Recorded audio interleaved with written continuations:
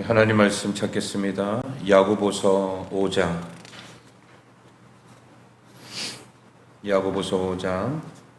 13절로 20절 말씀입니다.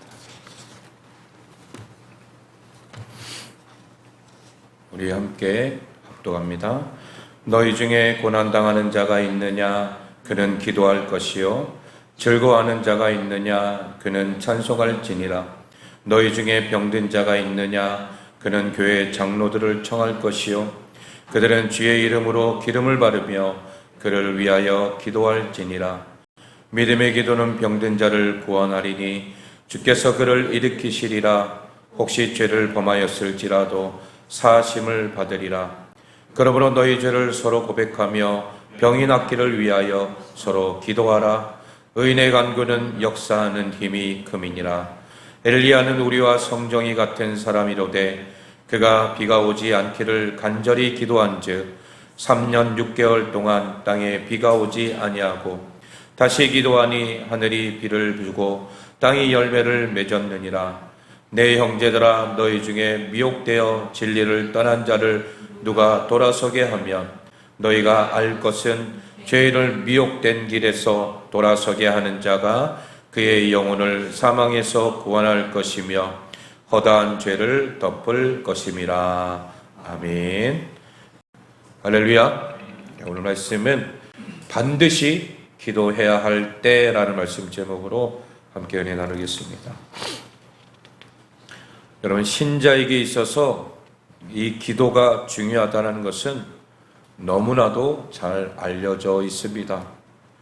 여러분, 기도뿐이겠습니까? 말씀, 기도, 또 전도, 복음, 여러 가지 많은 어떤 단어들이 성경 안에 기록되어 있어요. 그 가운데 이 기도라고 하는 것은 너무나도 많은 곳에 강조하면서 우리에게 말씀하고 있습니다. 기도는 영적 호흡이고 또 교제이며 은혜의 통로가 됩니다. 주님께서도 무리와 떨어져 기도했다라고 하는 말씀이 자주 등장해요. 이렇게 사역을 하시고 난 다음에 이 무리들하고 떨어져서 홀로 산에 올라가셔서 기도하시는 거죠. 여러분, 왜 그렇습니까? 예수님은 그럴 필요가 없으신 분인데도 왜 그렇게 하십니까? 그것은 하나님 앞에 모든 것을 맡긴다라는 거예요. 인간의 몸을 입고 있기에 때로는 인간된 생각이 앞설 수도 있겠지만은 그러나 그 모든 것까지도 하나님께 맡긴다라고 하는 철저히 하나님을 향한 순종의 모습을 우리는 보게 되죠. 오늘 본문 역시 우리에게 기도가 얼마나 중요한지를 잘 보여주고 있습니다. 야고보는 고난받는 성도들에 대한 관심을 많이 가지고 있어요. 여러분, 우리도 우리 주변에 고난받고 있는 사람들이 눈에 보이지 않습니까? 눈에 보이기도 하고 또 내 이웃 가운데 있기도 하고, 그런 사람들을 볼 때에 그냥 안타까운 마음만 드는 것이 아니라 그들을 위해서 기도할 수 있어야 될 줄로 믿습니다. 야고보도 지금 성도들이 고난받고 있는 그 모습을 보니까 너무나도 마음이 아픈 거예요. 그래서 이 고난에 대한 가르침을 야고보서에서부터 시작으로 다루고 있습니다. 그의 편지를 받는 성도들은 현재 고난 중에 있다는 것을 우리가 잘 알 수가 있어요. 우리 야고보서 1장부터 시작해서 쭉 읽어보면은 이 고난에 대한 말씀도 기록되어 있는 것을 우리는 알 수가 있어요. 이런 성도들의 야고보는 그의 서신서를 마무리하면서 이렇게 가르칩니다. 너희 중에 고난당하는 자가 있느냐? 뭐 할 것이요? 그는 기도할 것이요 라고 말합니다. 우리는 지금 고난의 시대에 살고 있습니다. 아까도 제가 말씀을 드렸지만은 감당할 수 없는 고난이에요. 우리가 만약에 그 자리에 있다면 여러분 감당할 수 있겠어요? 내 옆에 있는 내 식구, 내 형제 자매가 지진으로 인해서 완전히 매몰돼서 죽음의 현장에 있다면 나는 거기서 아무것도 할 수 없이 그냥 눈물만 흘릴 수밖에 없는 거예요. 홍수로 인해서 모든 것이 다 쓸려 내려가고 또 전쟁으로 폐허가 되고, 여러분 이런 상황 속에서 내가 그 자리에 있다면 우리는 아무것도 할 수가 없어요. 무엇을 할 수 있습니까, 우리가? 그냥 낙심하고 낭망하고 좌절할 수밖에 없는 거죠. 지금 나는 그럴 상황 속에 있지 않으니까 나는 고난받지 않는다? 아니라는 거예요. 우리가 이거부터 바꿔야 될 줄로 믿습니다. 우리의 생각, 우리의 마음, 모든 것들이 지금 하나님이 우리에게 주신 모든 환경들은 내게 주신 고난이다. 하나님이 내게 주신 고난이기 때문에 그 고난의 현장 속에 내가 있다라고 생각하면서 우리는 고난을 통하여 기도하기를 소망합니다. 그래서 첫 번째로 고난당할 때 기도하라는 거예요. 오늘 본문에 고난당하는 이라고 하는 이 단어는 카코파테이로서 불행을 겪다, 고난을 당하다라고 하는 그런 뜻을 갖고 있습니다. 본문에서 말하는 고난은 여러 가지를 내포하고 있는데 우리 믿음으로 인하여 박해를 받는 것을 의미하고 또 이유 없이 고난받고 또 내가 죄를 범하여 고난받는 것에 대해서 말씀해 주는 거죠. 베드로전서 2장 19절 20절 말씀 우리 한번 읽어볼까요? 베드로전서 2장 19절 20절 시작. 부당하게 받아도 하나님을 생각함으로 슬픔을 참으면 이는 아름다우나 죄가 있어 매를 맞고 참으면 무슨 칭찬이 있으리요. 그러나 선을 행함으로 고난을 받고 참으면 이는 하나님 앞에 아름다우니라. 아멘. 여기 베드로전서에 나와 있는 말씀을 보게 되면은 세 가지의 고난이 나와 있죠. 부당하게, 애매하게 받는 고난이 있어요. 이거는 우리가 대표적인 이유 없이 당하는 고난, 욥의 고난을 생각해 볼 수 있죠. 욥이 죄를 지었어요? 아니죠. 욥은 열심히 믿음 생활하고 혹시 자녀들이 죄를 지었을까봐 생일날 자기의 이 자녀의 생일 어떤 나이를 생각하면서 그들이 하나님 앞에 제사를 드리고 예배를 할 수 있도록 그렇게까지 했던 사람이 욥이었던 거예요. 그렇게 믿음으로 살아가려고 했던 그 욥이 어느 순간 갑자기 엄청난 고난을 받게 되죠. 그러니까 마귀가 송사를 일하려 해서 이유 없이는 고난받은, 이유 없이 저럴 이유가 없습니다. 마귀가 하나님 앞에 그렇게 했던 거죠. 그래, 그러면 한번 해봐라. 하나님이 허락하셨던 거예요. 그러나 이 욥은 그 상황 속에서도 모든 순간순간에 하나님의 뜻이 있음을 깨닫고 주신 분도 하나님, 거두어 가신 분도 하나님이라고 고백합니다. 여러분, 그런데 욥이 나중에 뒤에 가서는 또 인간적인 생각이 막 나오면서 결국 욥도 사람이다라는 것을 우리에게 보여주죠. 여러분, 이렇게 내가 애매하게 부당하게 받는 고난도 있을 수 있어요. 그러나 하나님을 생각함으로 슬픔을 참으면 이것이 아름다울 줄로 믿습니다. 또 죄가 있어서 매를 맞고 참으면 무슨 칭찬이 있습니까? 오늘 본문에 나와 있는데 여러분, 죄로 인하여 받는 고난이 있죠. 그 죄로 인하여 받는 고난 나중에 얘기 드리겠어요. 그런데 그 앞선에 또 뭐가 있냐면 선을 행함으로 고난을 받고 참은 이나 하나님 앞에 아름답다라고 말하고 있습니다. 여러분, 이렇게 우리는 하나님 앞에 믿음 생활하다 보면 때로는 선을 행하다가 내게 오는 고난도 있어요. 특히 바울과 같은 사람, 하나님의 복음을 위하여 선을 행하려고 믿음으로 살아가려고 하는데 자꾸 이 바울 앞에 걸림돌이 있는 거죠. 이 바울을 넘어뜨리려고 하는 그런 사람들이, 악한 마귀 사단들이 있다는 거예요. 마지막으로 죄로 인한 고난 뭡니까? 죄의 결과로 말미암아 도래하는 고난은 대표적인 예가 바로 다윗의 인생의 말년에 겪었던 고난입니다. 우리가 잘 알고 있는 다윗이 우리아의 아내 밧세바를 범하고 우리아까지도 적군의 손에 빌려서 죽임을 당하게 만든 거죠. 그런 다윗에 대해서 나단 선지자가 책망을 했습니다. 다윗이 회개했지만 그 죄의 결과까지는 막을 수가 없었던 거예요. 우리 사무엘하 12장 10절로 12절로 한번 읽겠습니다. 시작.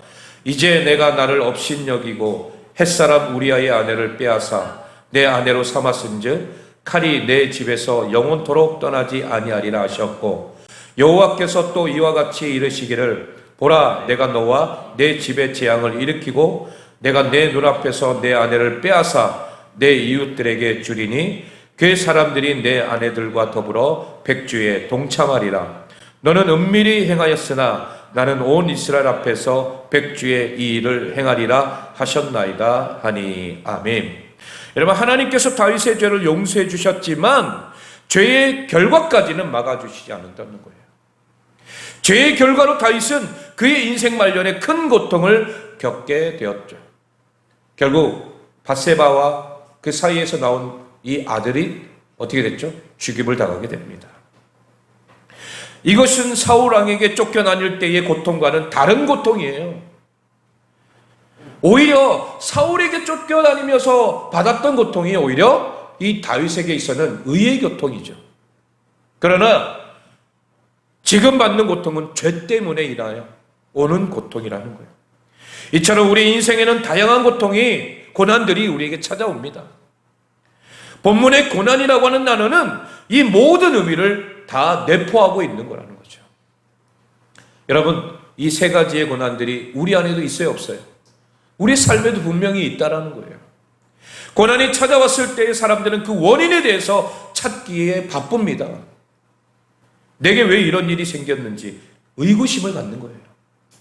물론 해답이 나올 수도 있지만 모든 고난의 분명한 이유를 찾기란 결코 쉬운 일이 아니라는 거예요. 이유를 찾다 보면 결국 하나님을 향한 원망의 길로 나가는 거예요. 마치 이스라엘 백성들이 애굽에서 나와 광야 생활을 할 때에 그들은 은혜를 누리고 있지만은 그 안에서 어떤 문제만 생기면 누구에게? 모세에게 찾아와서 하나님을 원망했던 그 모습과 똑같은 거예요. 우리가 지금 받고 있는 것은 고난이 아니에요. 하나님의 은혜인 줄로 믿습니다. 그런데도 그 은혜를 은혜로 생각하지 못하니 그것이 내게 원망이 되게 되는 거죠. 야고보는 그때 뭐라고 합니까? 기도하라 라고 가르치고 있습니다. 그럴 때 인간이 줄 수 없는 하나님의 위로가 우리에게 주어지는 것입니다. 바울 사도는 이것을 경험했어요. 고린도 후서에서 그가 아시아 지역에서 받았던 고난에 대해서 말씀하고 있는데, 그런 극심한 고통을 당하는 그때의 바울 사도가 깨달은 것이 있습니다. 고난 중에 찾아오는 바로 성령의 말할 수 없는 위로가 있다라는 거예요. 우리 고린도 후서 1장 3절로 4절 읽겠습니다. 시작. 찬송하리로다. 그는 우리 주 예수 그리스도의 하나님이시요 자비의 아버지시요 모든 위로의 하나님이시며 우리의 모든 환난 중에서 우리를 위로하사 우리로 하여금 하나님께 받는 위로로서 모든 환난 중에 있는 자들을 능히 위로하게 하시는 이시로다. 아멘. 하나님은 어떤 분이라고요? 고난 중에 있는 자를 위로하시는 하나님이시라는 거예요. 바울 사도는 하나님에 대해서 이렇게 소개합니다. 바로 하나님은 나의 위로의 하나님이시다. 바울 사도께서 하나님께서 위로하시는 분이라는 사실을 그의 깊은 고난 가운데서 깨달은 거라는 거예요. 여러분, 고난을 겪어보니까 하나님이 나를 위로하고 계시구나. 성령께서 말할 수 없는 그런 내 마음의 깊은 위로를 우리에게 허락해 주시는구나. 우리가 어떤 고난을 당하고 있든지 하나님께서 우리를 위로하시고 그 환난에서 건져내시길 원하시는 하나님이신 줄로 믿습니다.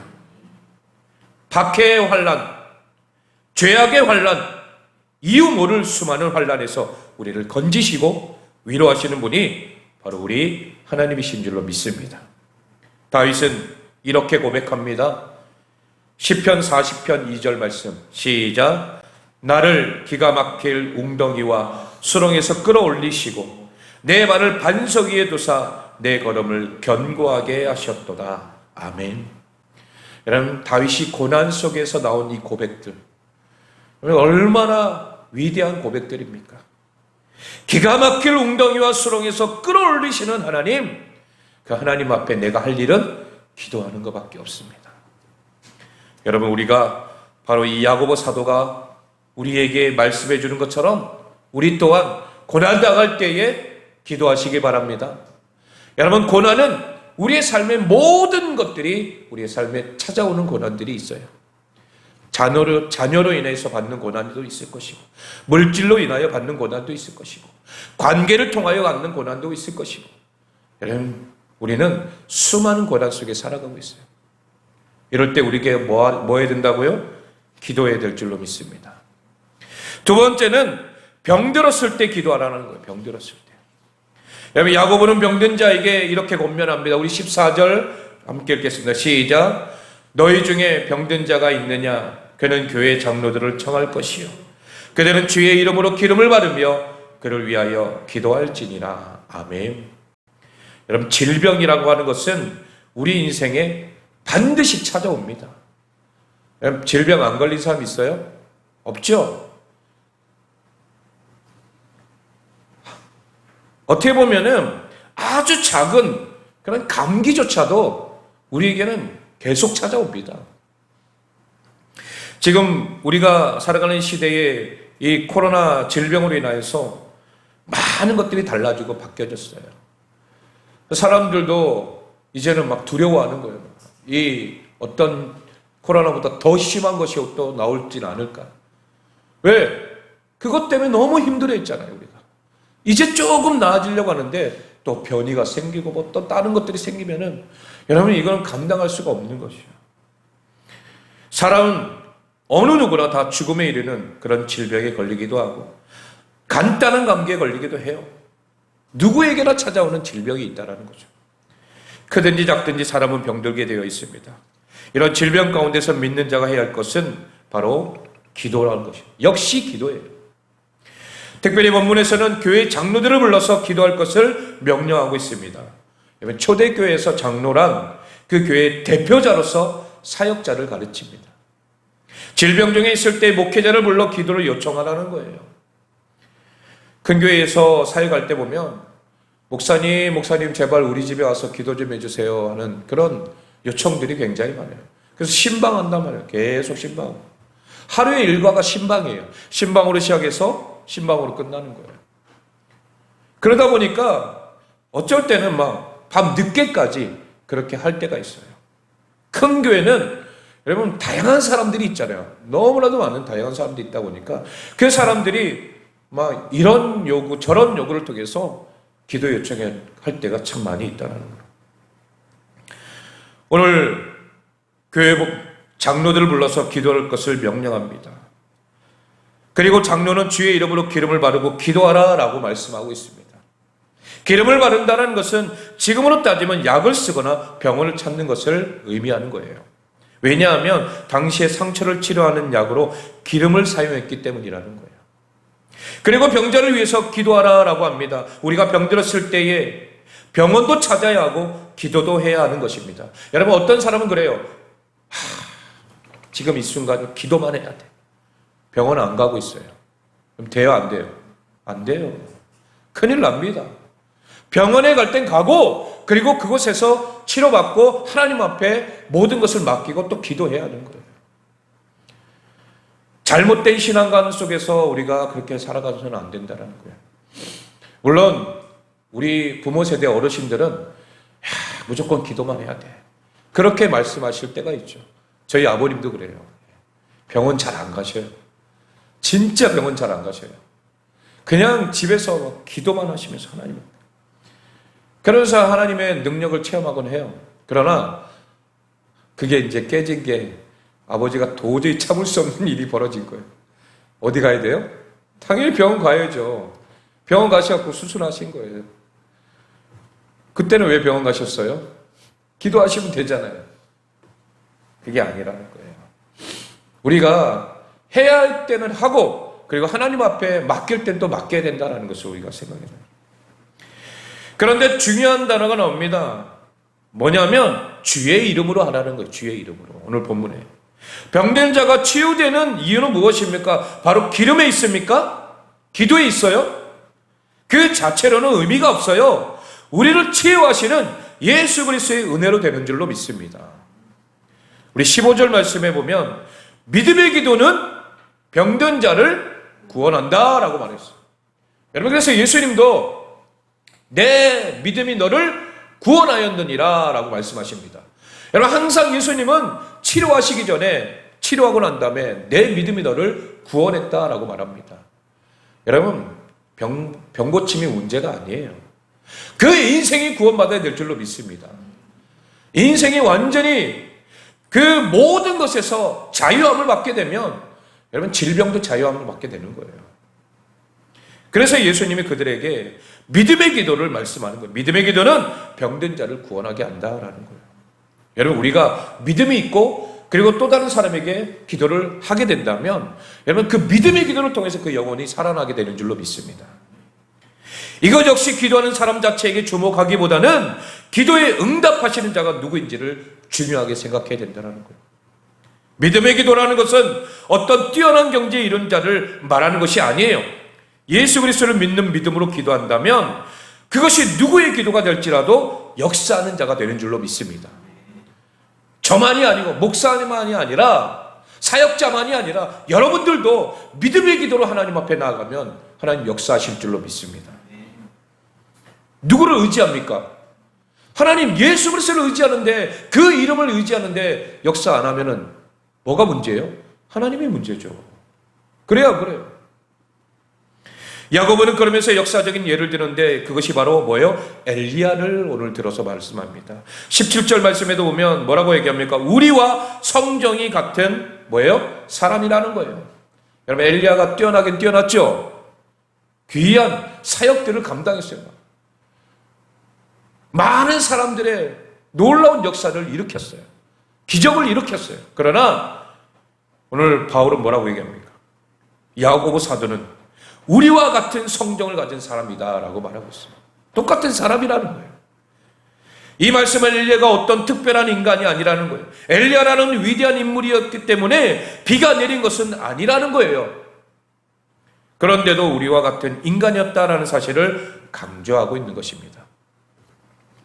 여러분 그런데 기도하니까 3년 6개월이라고 하는 동안 비가 내리지 않게 되었고 또 기도하니까 다시 하늘이 비를 주게 되는 거죠. 기도는 기도하는 당사자의 믿음의 강도가 중요한 것이 아니라 기도에 응답하시는 자의 능력이 더 중요한 것인 줄로 믿습니다. 그래서 기도는 호흡이라는 거예요. 하나님과 계속해서 뭐예요? 대화하고 호흡해야 한다는 거예요. 믿는 자라면 누구나 기도할 수 있습니다. 물론 폐활량이 좋은 사람이 있고 나쁜 사람이 있듯이 기도를 오래 하고 능숙한 사람이 있어요. 아직 어린아이 수준의 사람도 있을 수 있어요. 하지만 그 기도가 어떤 자의 기도일지라도 그것이 중요한 것이 아니라는 거예요. 하나님께서 역사하시기만 하면 여러분 아무리 초보자랄지라도 아무리 수준이 낮은 어린아이 할지라도 하나님 앞에 기도하면 놀라운 역사는 일어나는 줄로 믿습니다. 오히려 우리 학생들, 우리 자녀들이 기도하는 것이 더 빠를 수가 있어요. 왜? 순수하니까. 하나님 앞에 마음에 때가 없잖아요. 그래서 하나님 앞에 간절하게 기도할 때 하나님 응답해 주시는 거예요. 마지막 결론입니다. 우리는 기도가 응답되지 않는 이유가 자신의 경건과 연결되어 있다라고 생각하기가 쉬워요.